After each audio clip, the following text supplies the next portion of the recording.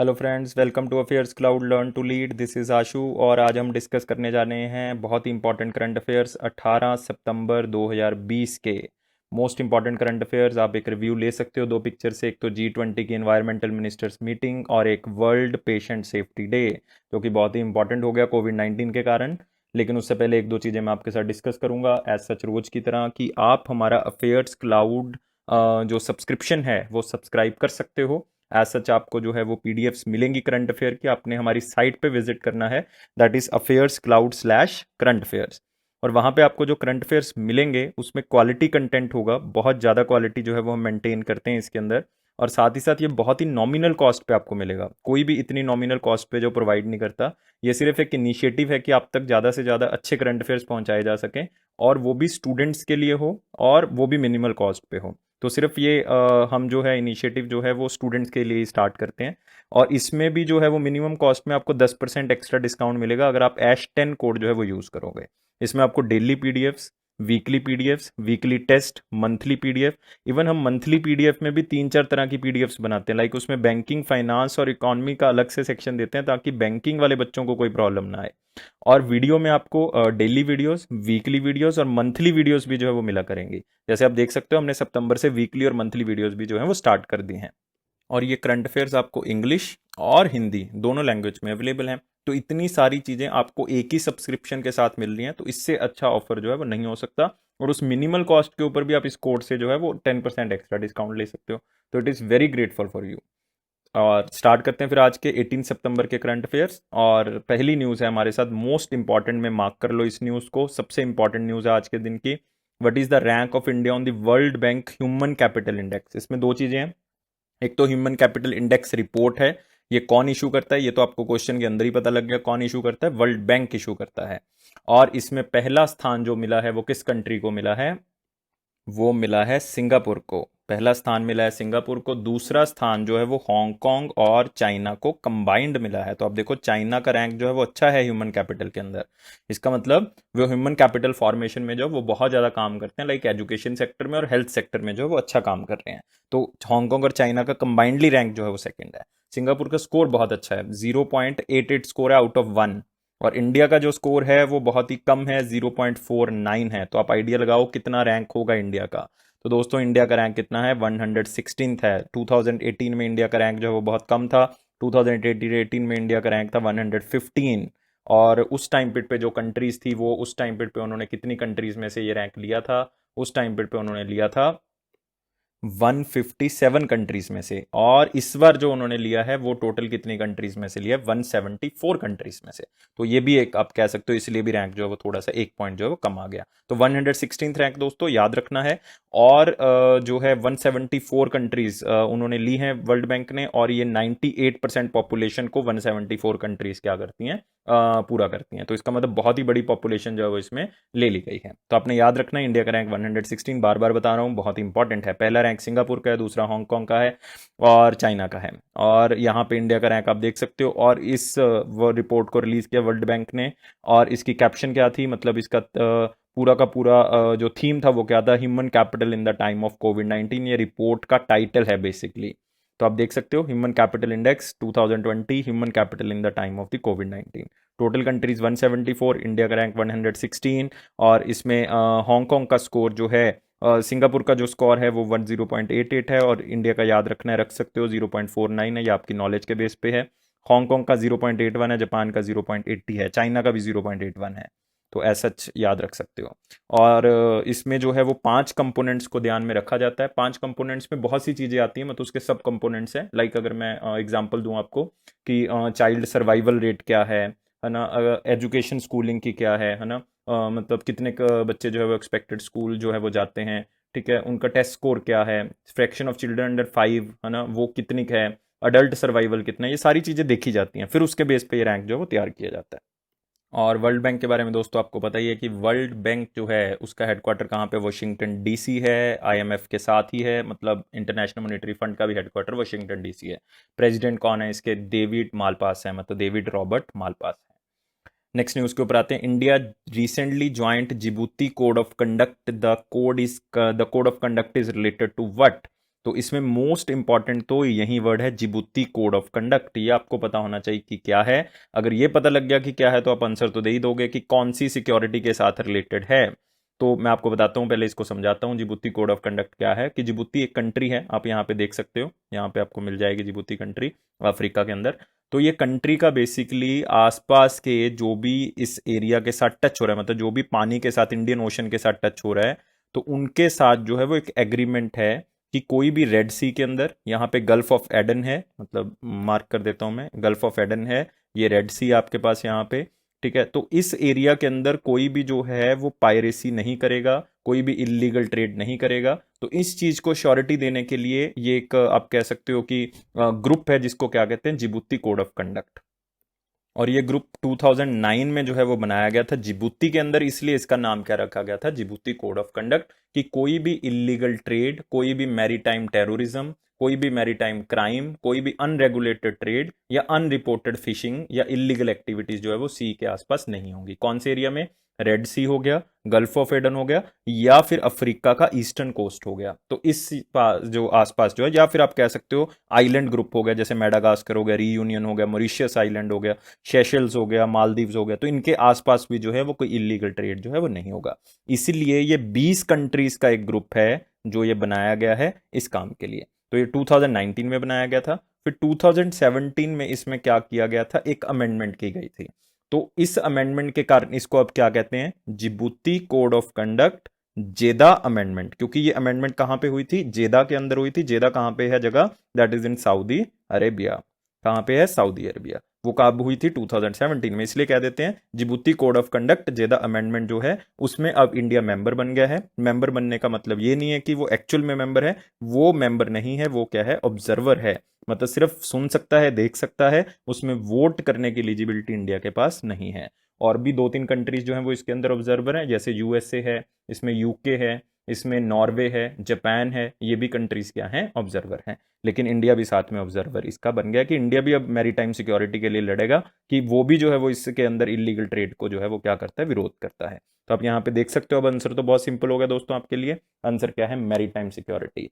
कि जो पानी के अंदर ट्रेड हो रहा है, पानी के ऊपर ट्रेड हो रहा है, उससे हमने क्या करना है, इलीगल ट्रेड से बचाना है। मेन आपको यहां से न्यूज का क्रक्स मिल जाएगा। तो जेदा अमेंडमेंट एज ऑब्जर्वर का जो है वो इंडिया क्या बन गया है, ऑब्जर्वर स्टेटस का मेंबर बन गया है। तो आपने याद रखना है, ये एरिया मैं आपको पहले ही सारा समझा चुका हूं। तो इसकी कितनी कंट्रीज मेंबर है, 20 है। किसके लिए है, कौन से एरियाज के लिए, रेड सी हो गया, गल्फ ऑफ एडन हो गया, ईस्टर्न कोस्ट ऑफ अफ्रीका हो गया, island countries of Indian ocean region हो गया। और the member states are supported by the international maritime organisation. ये बहुत इंपॉर्टेंट है कि इसको सपोर्ट कौन कर रहा है, जो इंटरनेशनल मैरीटाइम सिक्योरिटी प्रोवाइड करता है कंट्रीज को, तो वो हो गया आईएमओ। और इसमें दोस्तों एक बहुत इंपॉर्टेंट क्वेश्चन है कि आईएमओ का ज्यादातर बच्चे आंसर लगाते हैं कि इसका हेडक्वार्टर कहाँ पे है, जिनेवा स्विट्जरलैंड। क्योंकि ये आई से स्टार्ट होता है, ओ पे खत्म होता है। लेकिन ये एक्सेप्शन है दोस्तों, याद रखना है, मैंने बताया था ये हिट एंड ट्रायल है कि अगर आपको नहीं आता तब लगाना है आपने जिनेवा। लेकिन अदरवाइज इसका आंसर क्या है कि इसका हेडक्वार्टर कहाँ पे, लंदन। आईएमओ का हेडक्वार्टर कहाँ पे है, लंदन में है। तो ये याद रखोगे, 2-3 चीजें यहाँ पे बहुत इंपॉर्टेंट है। नेक्स्ट क्वेश्चन है, which country become the first country to issue 7-year sovereign sustainable developmental goals bond. Now देखो, अगर ये कंट्री जो है वो बॉन्ड इशू करेगी तो काफ़ी कंट्रीज जो है वो इसको परचेज करेंगी, या काफ़ी लोग इसको परचेज करेंगे। तो परचेज करेंगे, इस कंट्री के पास क्या पहुंचेगा, पैसा पहुंचेगा। जब पैसा पहुंचेगा इस कंट्री के पास, तो ये किस में यूज़ करेंगे, ये सस्टेनेबल डेवलपमेंटल गोल्स को अचीव करने में उस पैसे का क्या करेंगे, यूज़ करेंगे। तो इसलिए इसको कहा गया सॉवरन एसडीजी बॉन्ड। जो है वो किस कंट्री ने इशू किए हैं, और पूरे वर्ल्ड की पहली कंट्री है वो जिसने ऐसे बॉन्ड जो हैं वो इशू किए हैं। तो बहुत इंपॉर्टेंट है। सेकंड इंपॉर्टेंट क्वेश्चन जो है वो मार्क कर लो। पहला इंपॉर्टेंट क्वेश्चन हमारे पास क्या था कि इंडिया का रैंक जो है वो ह्यूमन कैपिटल इंडेक्स में क्या था, 116 था 174 कंट्रीज में से। और अब दूसरा इंपॉर्टेंट क्वेश्चन है कि ऐसी पहली कंट्री कौन सी है जिसने एसडीजी बॉन्ड जो है वो इशू किए हैं। तो ये आंसर क्या है दोस्तों, मैक्सिको है। और इसमें आपको सबसे इंपॉर्टेंट चीज जो पता होनी चाहिए वो क्या है, एसडीजी गोल्स हैं। ये आपको पता होने चाहिए, सस्टेनेबल डेवलपमेंट गोल्स। क्योंकि एग्जैक्टली ईयर 2000 में एक गोल्स बनाए गए थे एमडीजी, मिलेनियम डेवलपमेंटल गोल्स के नाम से। तो इसमें जो है वो कुछ गोल थे जो कि 2000 से लेके 2015 तक चलने थे। और टोटल मिलेनियम डेवलपमेंटल गोल उस टाइम पीरियड पे कितने थे, 8 थे, जिसको 2015 तक जो है वो फुलफिल करना था, जो भी कंट्री यूनाइटेड नेशन के मेंबर हैं। क्योंकि ये किसके द्वारा दिया गया था, यूनाइटेड नेशन के द्वारा। अदरवाइज ये लीगल बाउंडेशन नहीं है, जस्ट एक आप कह सकते हो फ्रेमवर्क है कि अगर ऐसा करोगे तो बहुत ही अच्छा जो है वो एनवायरनमेंट के बेस पे या और भी बहुत सी चीज़ें। तो एसडीजी को फिर 2015 में मिलेनियम डेवलपमेंट गोल से रिप्लेस किया गया और इसकी वैलिडिटी 2030 तक है और इसमें टोटल गोल्स कितने हैं, 17 हैं। सस्टेनेबल डेवलपमेंट गोल में हर तरह का गोल इसमें है, लाइक अगर मैं कहूँ पॉवर्टी को कम करना है, जेंडर इक्वालिटी को जो है वो ठीक करना है, वुमेन एम्पावरमेंट के लिए काम करना है, साथ में आप कहोगे इन्वायरमेंट के लिए अच्छा काम करना है, ई एनर्जी लाइक आप कहोगे जो क्लीन एनर्जी है उसका हमने अच्छा यूज़ करना है, उसको और प्रोडक्शन को बढ़ाना है। तो सारी चीज़ें इसमें हैं ए टू जेड। तो वो 2030 तक टारगेट्स को क्या करने हैं, अचीव करने हैं। और ये कंट्री दोस्तों कौन सी है, मैक्सिको, याद रखना है, जिसने ये सॉवरेन बॉन्ड्स को इशू किया है। तो मेरे ख्याल से न्यूज़ क्लियर होगी और आपको ये भी क्लियर होगा कि एसडीजी गोल्स जो हैं वो क्या हैं। और ये यूनाइटेड नेशन का याद रखना है, और यूनाइटेड नेशन का आपको हेडक्वार्टर पता ही है कहाँ पे है, न्यूयॉर्क है, और साथ ही साथ कितनी कंट्रीज मेंबर हैं, 193 कंट्रीज मेंबर हैं। और मैक्सिको ने ऐसा इशू किया और कितने डॉलर के बॉन्ड इशू किए, $890 मिलियन के बॉन्ड इशू किए। और रिसेंटली मैक्सिको ने दोबारा से अनाउंस किया है कि अगर ये अमाउंट के बॉन्ड अगर मतलब सारे के सारे सेल हो जाते हैं तो हम और भी अमाउंट के इशू कर देंगे। तो Mexico become the first country in the world to inaugurate sustainable financing programme for achievement of sustainable developmental goals. और एसडीजी बॉन्ड जो है वो कितने के इशू किए गए ये आपको पूछेगा नहीं कोई, लेकिन जस्ट मैंने इसलिए इंक्लूड किया कि आपको थोड़ा सा आइडिया रहेगा। और ये किसके साथ मिलकर इशू किए हैं, ये नेटिक्सिस लोकेटेड है जो पेरिस के अंदर एक इन्वेस्टमेंट बैंक, उसके साथ मिलकर जो इशू किए हैं। तो नेटिक्सिस। तो नेक्स्ट क्वेश्चन आते हैं जो कि न्यूज़ ज़्यादा इंपॉर्टेंट नहीं, लेकिन इसमें जो ये लिखा हुआ है G20 ये ज़्यादा इंपॉर्टेंट है। तो श्री प्रकाश जावड़ेकर जी जो हमारे इन्वायरमेंटल मिनिस्टर हैं, उन्होंने G20 के इन्वायरमेंटल मिनिस्टर अटेंड की है। तो हर एक दो दिन छोड़ के जो है वो कोई ना कोई G20 की मीटिंग हो रही है, लाइक कोई कल्चरल मीटिंग हो रही है, तो कोई एग्रीकल्चर मीटिंग हो रही है, कहीं कुछ हो रहा है। लेकिन आपने याद क्या रखना है, G20 याद रखना है। G20 की कितनी मेंबर्स हैं टोटल, G20 के टोटल मेंबर्स हैं 20। तो याद रखने की जरूरत नहीं, 20 लिखा हुआ है, लेकिन इसमें 19 कंट्रीज हैं। एक जो है वो ऑर्गेनाइजेशन है, वो कौन सी है, यूरोपियन यूनियन। G20 की अध्यक्षता मतलब प्रेसिडेंट कौन है, प्रेसिडेंटशिप किसके पास है, G20 की प्रेसिडेंटशिप है इस बार किसके पास, गलत है दोस्तों, रशिया नहीं है आंसर। रशिया जानबूझ के लिखा गया, रशिया जो है वो ब्रिक्स की मेंबरशिप है, सऊदी अरेबिया के पास है, किसके पास है, सऊदी अरेबिया के पास। रशिया जो है वो ब्रिक्स के अंदर आता है, ब्रिक्स की मेंबरशिप जो है वो रशिया के पास है 2020 की, याद रखोगे। और एशियान की मेंबरशिप जो है वो किसके पास है, वियतनाम के पास है, वियतनाम के पास है। तो इतनी चीज़ें अगर याद रह जाती हैं तो ये बहुत ही अच्छी बात है। और ब्रिक्स की 2021 की मेंबरशिप जो है वो किसके पास होगी, इंडिया के पास होगी। और जो G20 की मेंबरशिप है जो किसके पास जाएगी, इटली के पास जाएगी 2021 में। तो अगर ये सारी चीज़ें याद रख पाते हो दैट इज़ वेरी गुड। और ब्रिक्स में तो बताइए 5 कंट्रीज़ हैं और एशियान में टोटल कंट्रीज़ कितनी है, 10 हैं। नेक्स्ट क्वेश्चन आते हैं दोस्तों, which bank launched an online credit solution platform digital business loans for SMEs. इसमें जो है वो एमएसएमईज नहीं है, मतलब माइक्रो इंडस्ट्रीज नहीं है, इसमें स्मॉल मीडियम एंटरप्राइजेज है, मतलब सिर्फ स्मॉल एंड मीडियम इंडस्ट्रीज के बारे में ही बात हो रही है। तो इस डिजिटल बिजनेस लोन में जो small and medium scale industries को देना है, इसमें up to 20 crore rupees loan जो है वो दिया जा सकता है इंडस्ट्री को। इसमें दो कैटेगरीज बनाई गई हैं, आपको सिंपल तरीके से समझाता हूँ, इसको समझ लो। अगर आपने 5 करोड़ से ऊपर ऊपर लोन लेना है, मतलब अगर आपने 5 करोड़ से ऊपर ऊपर लोन लेना है तो आपको दो चीज़ें चाहिए, सिर्फ अपने कंपनी की वेबसाइट पे मतलब बैंक की वेबसाइट पे जाना है और उसमें दो चीज़ें अपलोड करनी है अपने डॉक्यूमेंट्स के बेस पे। एक तो अपनी आईटी रिटर्न जो है वो अपलोड करनी है, एक जो है वो अपने साथ में क्या अपलोड करना है, साथ में आपने बैंक स्टेटमेंट्स को अपलोड करना है, अगर 5 करोड़ से ऊपर लेना है। अगर 5 करोड़ से नीचे नीचे आपने लोन चाहिए तो आपको 24 घंटे के अंदर लोन मिल जाएगा, लेकिन आपने एक चीज़ को शो करना है, डॉक्यूमेंट तो अपलोड करने ही करने हैं, साथ में आपने अपनी टर्नओवर जो है वो 25 करोड़ रुपए जो है अप टू 25 करोड़ रुपए जो शो करने हैं। तो तब आपको 5 करोड़ से नीचे नीचे मिलेगा। अगर 5 करोड़ से ज़्यादा चाहिए तो आईटी रिटर्न और बैंक स्टेटमेंट को क्या करना है, पोस्ट करना है, तो आपको लोन जो है वो मिल जाएगा। तो ऑलरेडी इसमें 1000 करोड़ के आसपास जो है लोन ऑलरेडी डिस्पर्स कर दिया गया है। तो इसका मतलब बहुत ही अच्छा जो है वो एमएसएमईज जो सॉरी एसएमईज को है, एमएसएमईज नहीं है ये एसएमईज हैं, जिनको उबारने के लिए ये काम जो है वो हो रहा है।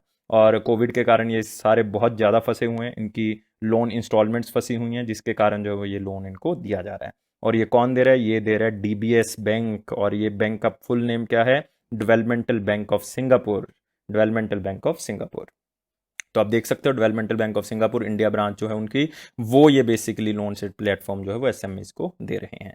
और 20 करोड़ रुपए का तक का दे रहे हैं। अगर 5 करोड़ से ऊपर चाहिए तो दो चीज़ें करनी होगी, बैंक स्टेटमेंट और आईटी रिटर्न। अगर 5 करोड़ से कम चाहिए तो 24 घंटे के अंदर अंदर आपने टर्नओवर 24 घंटे के अंदर अंदर आपको लोन मिल जाएगा, लेकिन आपको टर्नओवर शो करनी पड़ेगी 25 करोड़ तक की। और ग्लोबल फाइनेंस, ये बहुत ही इंपॉर्टेंट है, ये याद रख लो। जिन्होंने बैंकिंग का एग्जाम देना, आईबीपीएस के लिए मैंने ये लाइन को ऐड किया है, एसबीआई के लिए ये लाइन एडेड है। तो ग्लोबल फाइनेंस जो है, जिन्होंने न्यूयॉर्क बेस्ड एक फाइनेंशियल पब्लिकेशन है, जिन्होंने रैंकिंग दी थी वर्ल्ड बेस्ट ग्लोबल बैंक्स की, और उसमें सबसे अच्छा बैंक जो है वो किसको दिया गया था, डीबीएस को, best bank in the world का अवार्ड जो है वो दिया गया था। तो ये आपने लाइन को साथ में याद कर लेना, लिख लो इसको, रट लो, इसको याद कर लो, किसी भी तरह से इसको आपके दिमाग में बिठा लो कि सबसे अच्छा बैंक कौन सा है, that is developmental bank of Singapore. ये किसने कहा है, ग्लोबल फाइनेंस की तरफ से world best global banks 2020 award दिए गए, उसमें कहा गया है। तो याद रखोगे इसको। नेक्स्ट क्वेश्चन आते हैं, आईसीआईसी होम फाइनेंस लॉन्च्ड अपना घर dreams it's new home loan scheme for skilled labourers of which state और यूटी। देखो इसमें दो तीन चीजें हैं। एक तो ये आईसीआईसी बैंक नहीं है, आईसीआईसी होम फाइनेंस है, मतलब उनका होम फाइनेंस का जो अलग से सेक्टर बना हुआ है, अलग से कंपनी बनी हुई है, वो इसको प्रोवाइड करेंगे। स्कीम किससे रिलेटेड है, अगर होम फाइनेंस है तो घर बनाने के लिए होगी, तो अपना घर ड्रीम्स प्रोजेक्ट है ये उनका। और ये किसको लोन दे रहे हैं, ये स्किल्ड लेबरर्स को लोन जो है वो दे रहे हैं। इसका मतलब ये इनफॉर्मल सेक्टर को लोन दे रहे हैं। किस सेक्टर को दे रहे हैं, इनफॉर्मल सेक्टर को। फॉर्मल को तो सारे बैंक ही दे देंगे, प्रॉब्लम ही इनफॉर्मल की है। और इन्होंने कह दिया कि कुछ मॉर्टगेज वगैरह नहीं रखवाएंगे, कुछ मॉर्टगेज वगैरह नहीं रखवाएंगे, सीधा ही लोन जो है वो आपको दे देंगे, और उसमें इंटरेस्ट जो है वो कम होगा। तो इसका मतलब दोनों तरह की सहूलतें हैं, आपको कुछ कोलेटरल सिक्योरिटी नहीं रखना, कुछ गिरवी नहीं रखना, आपको लोन मिल जाएगा, कम इंटरेस्ट पे मिल जाएगा। इसमें आपको 2 लाख से लेके 50 लाख रुपए तक का लोन जो है वो मिल सकता है। और इनफॉर्मल सेक्टर को मिलेगा, लाइक कोई इलेक्ट्रीशियन है, मकैनिक से रिलेटेड है, या पेंटर है, ग्रोसरी स्टोर चलाता है, कोई भी बंदा है। लेकिन ये कौन सी स्टेट और यूटी के लोगों को दिया जा रहा है, ये दिया जा रहा है दिल्ली को। दिल्ली के लोगों को ये सुविधा प्रोवाइड की जा रही है आईसीआईसी होम फाइनेंस की तरफ से। तो आप देख सकते हो आईसीआईसी होम फाइनेंस जो है वो स्किल्ड वर्कर्स को दिल्ली के जो है वो लोन प्रोवाइड कर रहा है, 2 लाख से 50 लाख तक। और कोई इसमें आपने कोलेटरल सिक्योरिटी नहीं रखनी।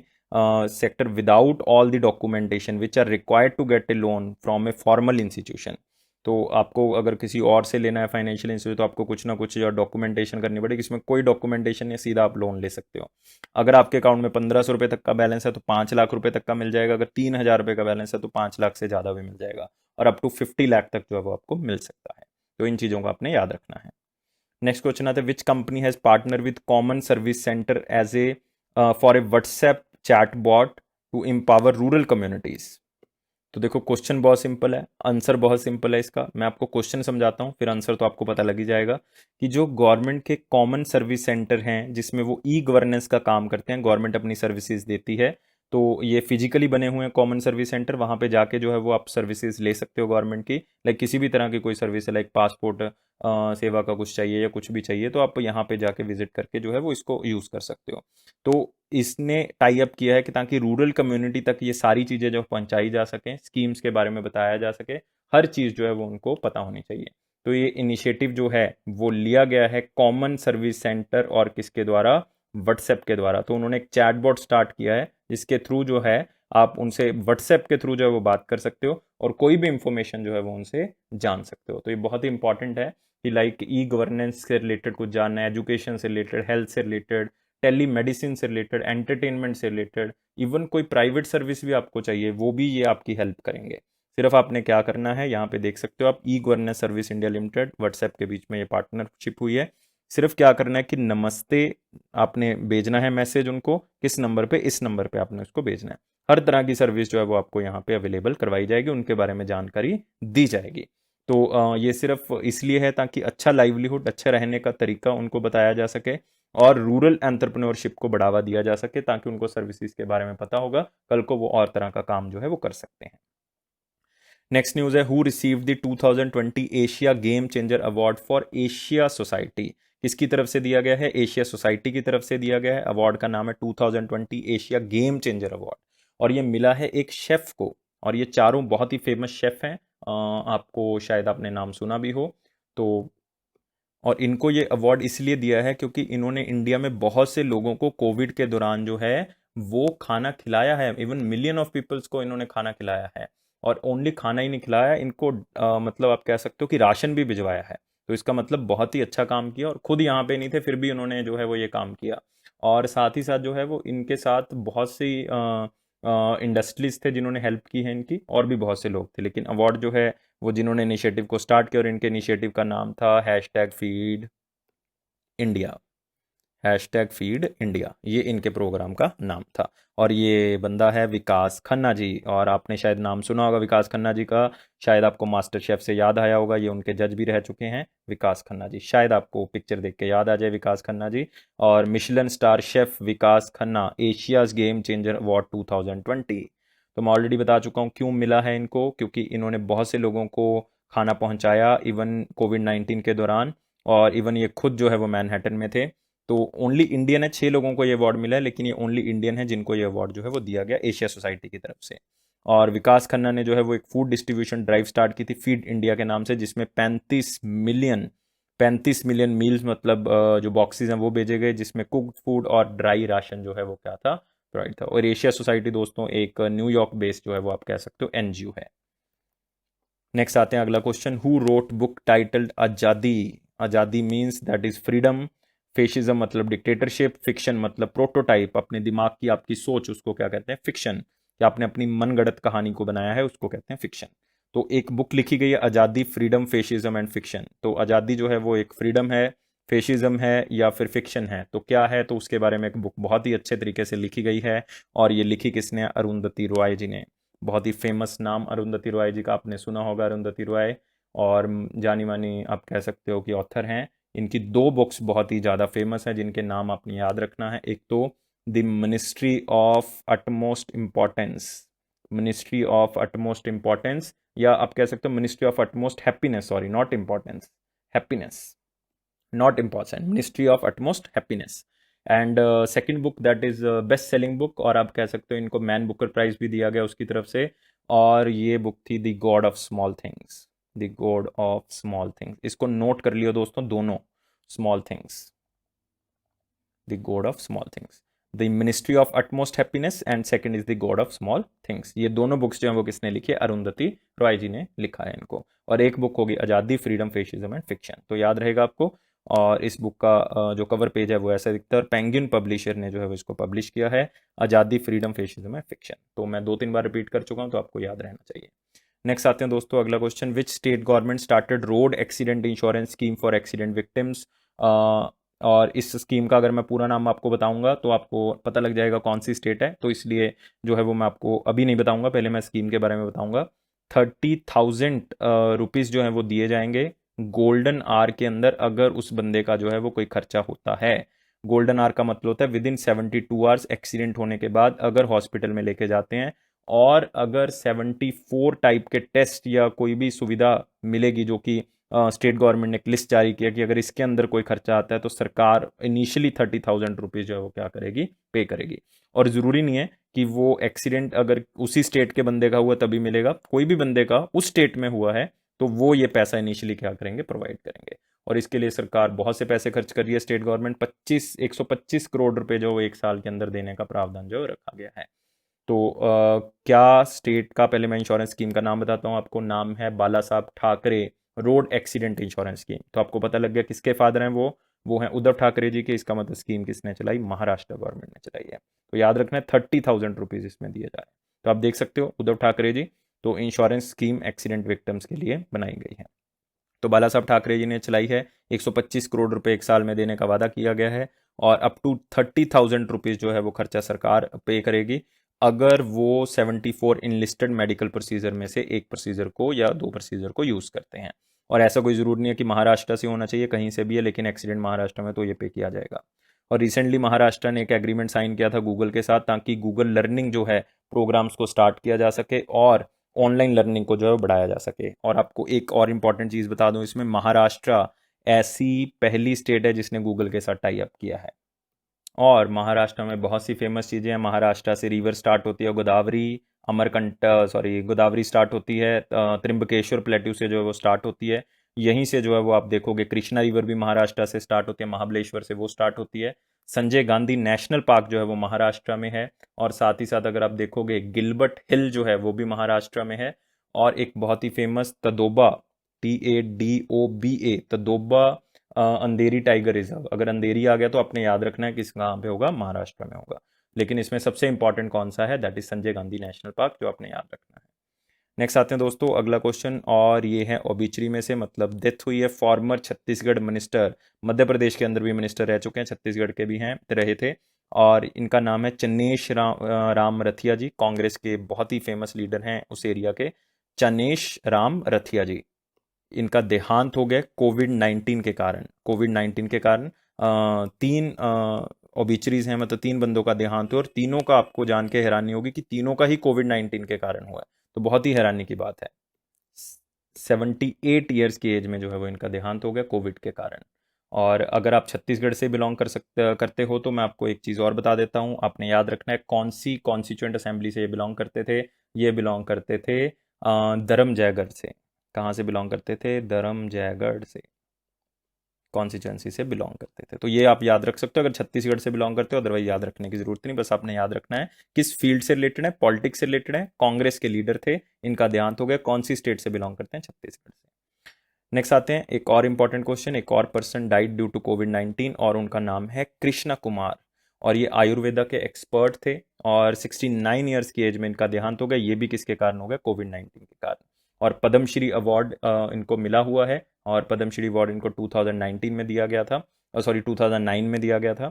और साथ ही साथ जो है ये पहले पर्सन है पूरे इंडिया के जिन्होंने क्लिनिकल रिसर्च स्टार्ट किया था ट्रेडिशनल मेडिसिन के ऊपर, लाइक तुलसी के ऊपर, आंवला के ऊपर, ट्रेडिशनल मेडिसिन जो है उनके ऊपर जो है वो इन्होंने क्लिनिकल रिसर्च जो है वो स्टार्ट किया था। और ये WHO के साथ मिलकर जो है वो इन्होंने स्टार्ट किया था, और इंडिया का इंस्टीट्यूट शामिल था ICMR, that is Indian council of medical research.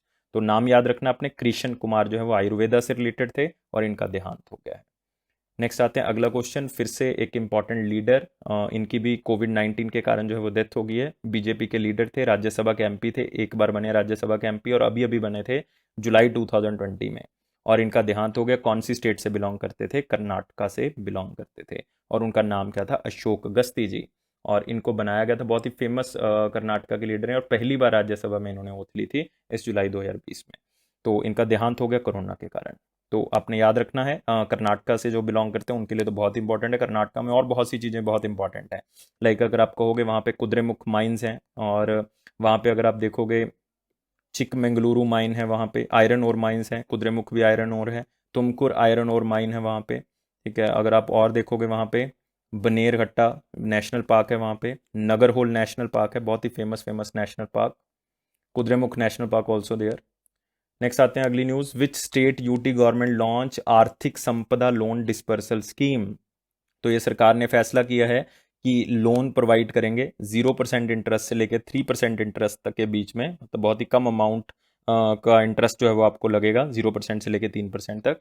और लोन को दो कैटेगरी में डिवाइड किया गया है, एक तो एग्रीकल्चर सेक्टर के लिए, एक नॉन एग्रीकल्चर सेक्टर के लिए। तो एग्रीकल्चर सेक्टर के लिए ऑलमोस्ट जो है वो आप कह सकते हो 15,300 करोड़ एग्जैक्ट है, और इधर जो है वो 24,000 करोड़ जो है वो पैसा दिया जाएगा। 24,000 करोड़ और 15,300 करोड़ जो है वो दिए जाएंगे। और ये स्टेट कौन सी है, कर्नाटका। तो याद रखना है कर्नाटका ने ये जो है वो अनाउंस किया है।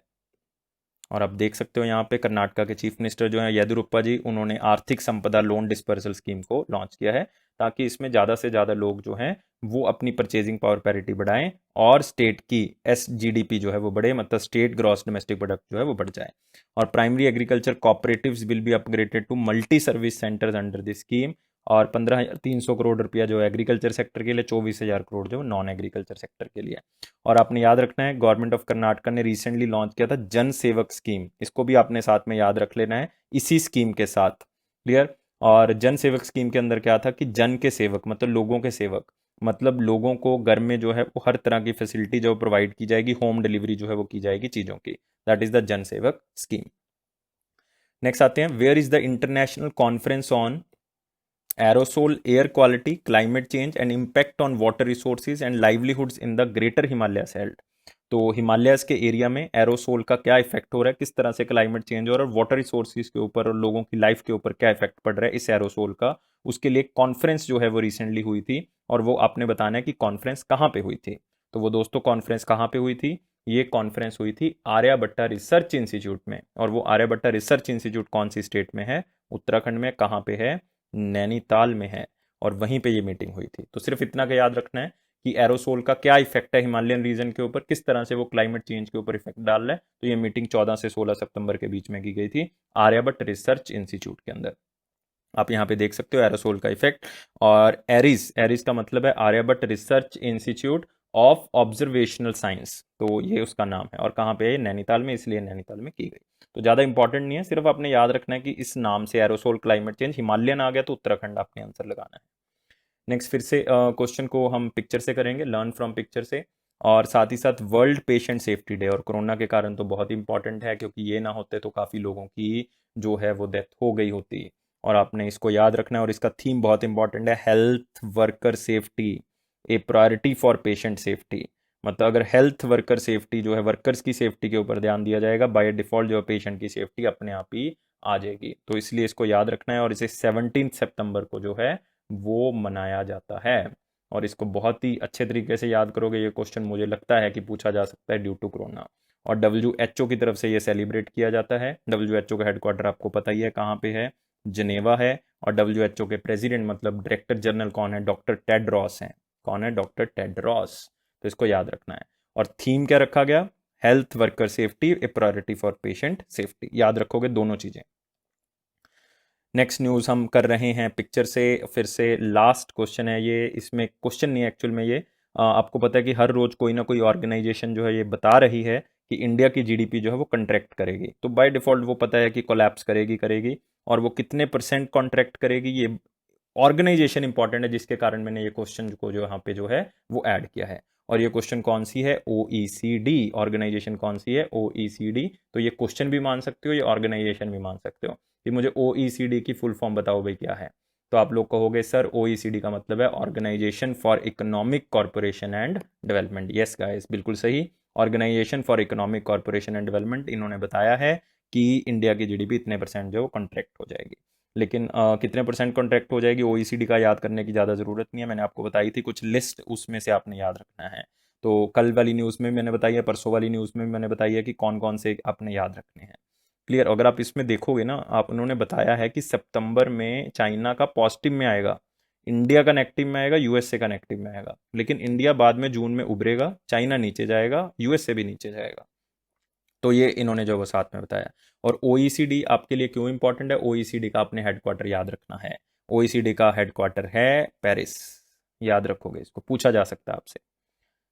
तो ये थी हमारे पास आज की इंपॉर्टेंट न्यूज़। मेरे ख्याल से आपको ये वीडियो पसंद आई होगी। अगर नहीं भी आई तो आप हमें कमेंट बॉक्स में कमेंट कर सकते हो कि किस तरह से जो है वो आप चाहते हो और क्या चीज़ जो है वो हम इसमें और ऐड कर सकते हैं।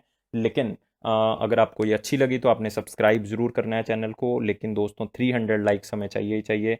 बहुत कम लाइक्स जो है वो आप लोग प्रोवाइड कर रहे हो, लेकिन इससे हम डिमोटिवेट होंगे और बहुत ही कम कंटेंट जो है वो हम आपको प्रोवाइड कर पाएंगे। क्योंकि अगर आप ज़्यादा से ज़्यादा लाइक्स करोगे, ज़्यादा से ज़्यादा जो है वो सपोर्ट करोगे, तो इससे क्या होगा, हम और तरह का कंटेंट भी लेके आने के लिए हैं। Like polity, history, economics, geography, इनके क्वेश्चंस आपके सामने लेके आ सकते हैं, क्वेश्चन सीरीज लेके आ सकते हैं, बर्निंग टॉपिक आपके साथ शेयर कर सकते हैं, आर्टिकल शेयर कर सकते हैं, और भी बहुत सी चीज़ें जो वो लेके आ सकते हैं। तो इसीलिए करंट अफेयर्स का लेकिन ये वादा है अफेयर्स क्लाउड का कि हम आपके जनरल अवेयरनेस सेक्शन को बूस्ट करके ही रहेंगे। और ये मेरा पर्सनली आपसे प्रॉमिस है कि अगर 1 महीने तक आप वीडियोस को देख लेते हो और अफेयर्स क्लाउड की जो PDF सब्सक्रिप्शन है, लाइक अगर PDFs को पढ़ लेते हो किसी भी तरह से, चाहे डेली हमारी वेबसाइट पे आके न्यूज़ को पढ़ो, चाहे PDF सब्सक्राइब करके पढ़ो, तो उससे आपको क्या होगा, बेनिफिट होगा। और 1 महीने के बाद आप कहोगे सर हमारा कोई भी नंबर जो है वो पेपर में करंट अफेयर कैसे नहीं कट सकता। और ये अफेयर्स क्लाउड का वादा है। और आपको डेली वीडियोस, और सितंबर से हमने वीकली वीडियोस भी स्टार्ट कर दिए हैं, और मंथली भी जो है वो हमने क्या कर दिया स्टार्ट। मतलब मंथली तो आपको पता लगेगा जब सितंबर खत्म होगा तब हम डालेंगे। अदरवाइज वीकली वीडियोस आपको 1 सितंबर से 7 सितंबर तक की मिल गई है, और दूसरी वीडियो भी आपको जो है वो कल मिल जाएगी दूसरे सप्ताह की। Thank you for watching this.